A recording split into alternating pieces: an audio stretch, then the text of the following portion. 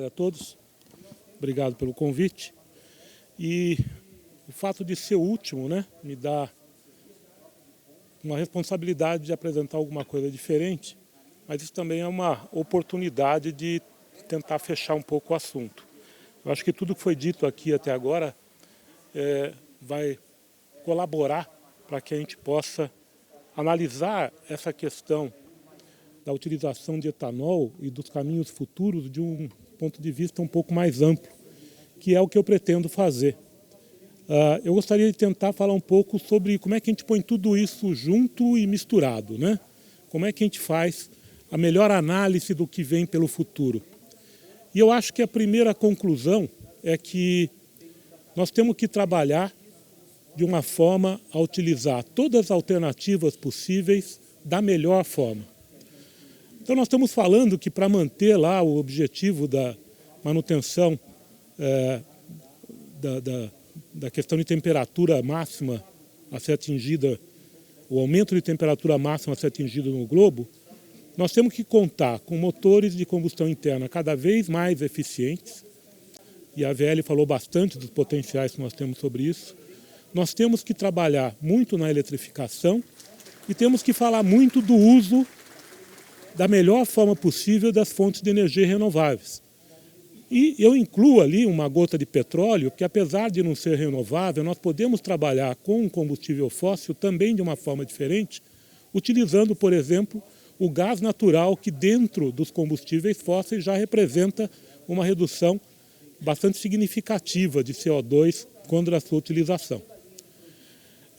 Uma coisa importante para se dizer aqui, quando a gente fala das vantagens da eletrificação, nós não estamos falando da vantagem do veículo elétrico em si com bateria.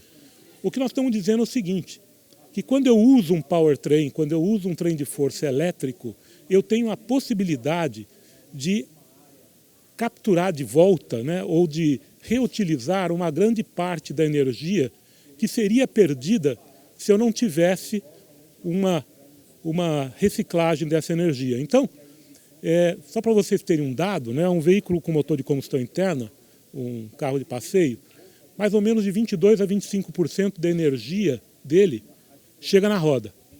É utilizado realmente para mover o veículo.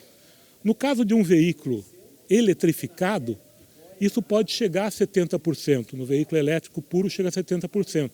Mas uma boa parte dessa diferença entre 25% e 70% vem da recuperação de energia, de frenagem e da recuperação de energia que é feita pelo trem de força elétrico.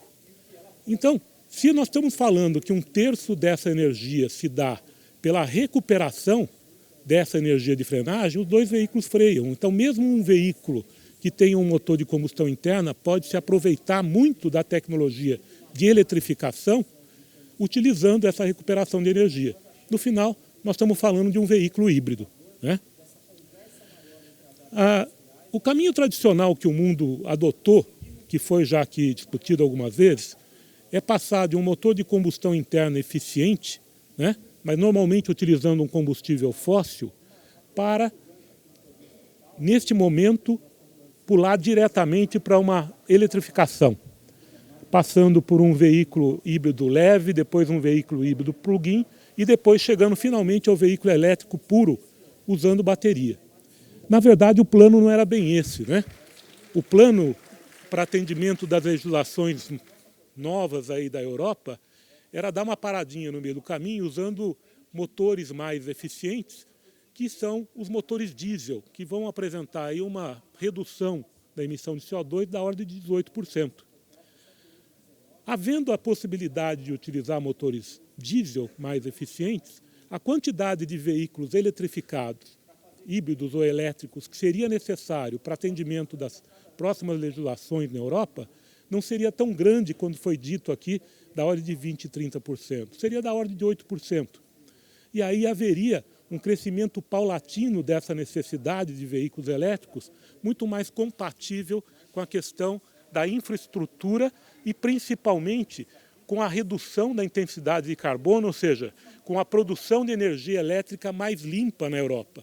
Porque já foi dito também que da forma como a energia elétrica é produzida hoje lá, isso não acontece. Por outro lado, nós tivemos aí o evento do Dieselgate, que causou uma pedra no caminho, vamos chamar assim, né, com relação aos veículos diesel.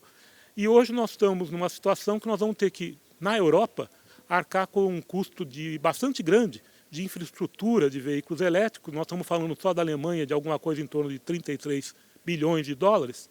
E só para vocês terem uma ideia, se nós tivéssemos a mesma rota sendo traçada no Brasil, nós estaríamos falando aí de um custo estimado pela EPE, a empresa de pesquisas energéticas do Brasil, da ordem de 200 a 300 bilhões de dólares. Se tiver uma média de 250 bilhões de dólares vezes 4, dá 1 trilhão de dólares, que é a reforma da Previdência, né? Aquela que, se a gente não fizer, a gente quebra.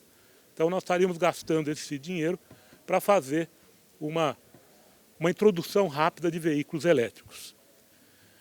Portanto, a gente acha que para o Brasil, em termos de eletrificação, nós temos uma rota muito mais interessante, que é a bioeletrificação. Que aquelas setas verdes que estão em cima estão mais ou menos ligadas ao programa Rota 2030, que o João se referiu também, mostrando que a gente pode passar de um motor de combustão interna eficiente, e nós temos chances adicionais de fazer esses motores ficarem mais eficientes, porque nós temos combustíveis de alta octanagem, ou seja, combustíveis que vão melhorar o rendimento do motor, e nós estamos falando do etanol puro e também da mistura da gasolina com o etanol que nós temos no país. O etanol é o melhor aditivo que existe para aumentar a octanagem da gasolina. Então, se a gente aproveitar o etanol, inclusive reduzindo o seu teor de água para adequá-lo às normas internacionais, como é feito nos Estados Unidos, e adequar a octanagem da gasolina, nós podemos ter um grande ganho energético nos motores de combustão interna, e ele pode aumentar ainda mais usando potências secundárias elétricas. Então, se eu fizer a direção elétrica no veículo, se eu fizer o compressor da água, aliás, o compressor de ar elétrico, se eu fizer a bomba da água elétrica, se eu fizer a bomba de óleo elétrica e transformar todos esses componentes em componentes mais eficientes, nós estamos alongando e melhorando a eficiência do motor de combustão interna até um ponto que eu posso migrar para uma solução híbrida. Só que essa solução híbrida tem que ser diferente da utilizada no resto do mundo, porque vocês sabem que os veículos híbridos elétricos ainda são muito caros. Um veículo elétrico mais barato no país vai estar da ordem de 150 mil reais. E nós vendemos apenas 3% dos veículos vendidos no país estão acima de 100 mil reais. Então não é uma solução que é passível de ser utilizada no Brasil nesse momento. Então nós vamos ter que ter aí um híbrido popular, ou um híbrido Brasil, que vai ser um híbrido em série, com características de desempenho talvez não iguais ao híbrido plug-in e o híbrido utilizado na Europa e em outros países, mas, por outro lado, nós já temos uma tradição de utilizar motores pequenos, de desempenho mais reduzido. Nós já estamos no país do 1.0.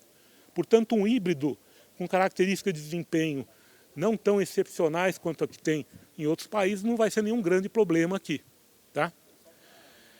E aí, ao invés de passar pela solução, que é aquele campo vazio ali, de eletrificação, como fez a Europa, nós podemos passar para um caminho de bioeletrificação.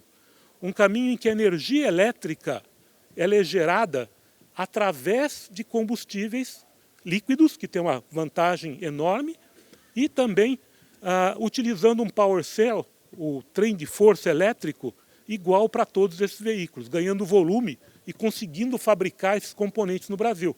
Que não se iludam, se nós tivéssemos hoje, por lei, a necessidade de usar só veículos elétricos, nós não teríamos mais indústria nacional nesse momento. Vai existir a necessidade de adaptar os fornecedores para isso. E vocês veem ali embaixo que quando a gente fala dessa bioeletrificação, nós não estamos falando só de etanol, nós estamos falando de vários tipos de combustível. Portanto, nós estamos defendendo aí o que nós chamamos, e que vai ser particularmente importante, da bioeletrificação multicombustível, porque a matriz energética do Brasil ela é bastante diversa. Nós temos etanol, nós temos o biodiesel, nós temos o biogás, nós temos o gás natural, e a solução da célula de combustível no futuro, ela pode atender todas essas características. Portanto, nós achamos que essa característica é a mais interessante para veículos comerciais, porque também, como já foi dito aqui, o veículo comercial foi feito para carregar a carga. Se eu ocupo uma parte grande da carga útil para carregar a bateria, eu vou perder competitividade no mercado. Logo, a utilização da célula de combustível, não só no Brasil, mas no mundo inteiro, está sendo considerada a solução de eletrificação no futuro. E, de novo, nós vamos ter uma solução de eletrificação que pode ser usada com vários combustíveis, até o diesel. Um veículo híbrido diesel, um veículo comercial híbrido diesel, é mais eficiente que um diesel e ele deve ser a nossa base de comparação. A partir disso, nós podemos utilizar combustíveis alternativos, todos que nós temos disponível da matriz, até porque geograficamente faz mais sentido no Brasil a gente dedicar combustíveis regionais para alguns combustíveis existentes naquela região, né? Então vão existir regiões, e agora nós soubemos na semana passada que o Brasil achou campos imensos de gás natural no Sergipe, vão existir regiões onde vai fazer muito mais sentido fazer um ônibus rodando a gás natural do que a etanol. Mas a tecnologia básica, o trem de força, o que está naquela caixinha cinza ali na frente, né, que é o motor de combustão interna e o inversor, pode ser igual para todas essas soluções. Com isso nós ganhamos volume, com isso nós ganhamos competitividade, nós reduzimos custos. E essa pode ser a grande solução para o Brasil. Então, concluindo, apesar de que eu teria mais 3 minutos aqui para usar o que o pessoal deixou para mim, mas de qualquer forma, concluído, essa lista que eu não vou passar lendo uma por uma, é um resumo do que a gente acha importante dentro da fixação de uma rota brasileira para o futuro, seja do ponto de vista de eficiência energética, seja do ponto de vista da redução dos gases de efeito estufa, né?